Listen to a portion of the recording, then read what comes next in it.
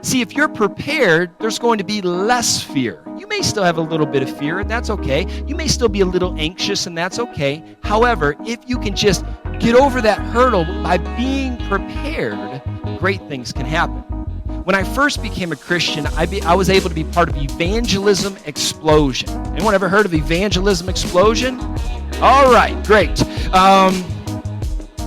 Well, here's what they did, right? They would teach you how to share your faith. And there were like this thick note cards you had to memorize. So you had to memorize all these Bible verses. And then on like Sunday nights or Monday nights, you would all get together and you would go visit the people from the church who came for the first time. You would come on about 3 people at a time. You would go to the doors and you would look for the opportunity to share your faith with somebody. Oftentimes, someone would be a Christian already following Jesus, and they're like, hey, we got this new guy. Can he come in and practice?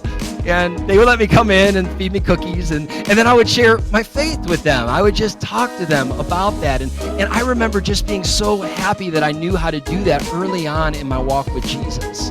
And then I began to share my faith with everyone I knew. Every coworker I had, I was practicing on them, right? It got to the point where on lunch break, if they saw me sitting down, they would eat somewhere else. My family, praise the Lord, both my mom and dad committed their lives to Jesus Christ after I learned how to share my faith with them. I mean, great things were able to happen because of that. But eventually I just ran out of people. I had no one else around me to share faith with. That got depressing, you know? I was at the time working in a hospital, and I'd have to drive 25 miles to get to the hospital. It was right down the freeway, right down a highway. And so I got really excited because I got this great idea. I said, you know what, sometimes there's these people and they're standing on the side of the road looking for a ride.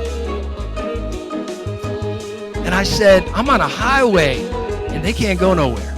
I said, this is great. So I decided I would pick up any hitchhiker I found as long as they were male. I wouldn't pick up female hitchhiker. I didn't think that was right. I was in the car by myself. But if you were a dude with your thumb up and I passed you, you're getting in my car, right?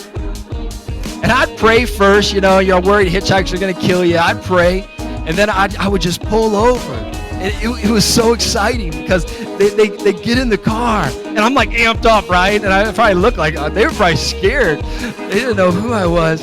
And they sit in the car, and I'd be like, hi. And I'd start driving, and when I started driving, I locked the doors. You know they're getting really worried now. I'm going 65 miles an hour down the highway with the doors locked. But then I would start, I'd look over and I would like, just so you know, God wanted me to pick you up today.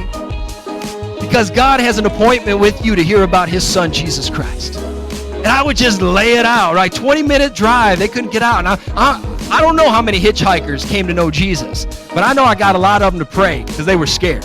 And I'll take what I can get, all right? I will take what I can get. But here's what I found, that when I was prepared, I was ready.